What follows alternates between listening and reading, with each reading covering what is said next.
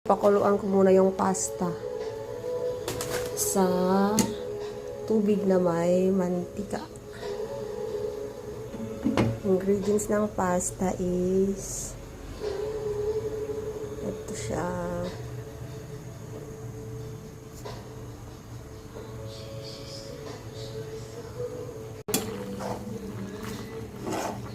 Ayan siya, hindi dikit-dikit dahil nagyan ko ng mantika at kaunting asin.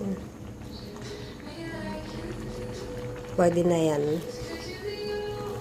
Hugasan ko lang. Cheese, butter, garlic at onion, chicken, mushroom, at ham, konting salt, black pepper, at milk, and then all-purpose.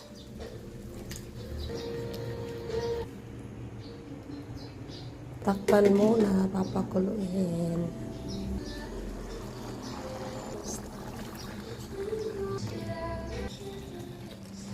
Parsley dapat, parsley, kaso walang parsley, so some veggies.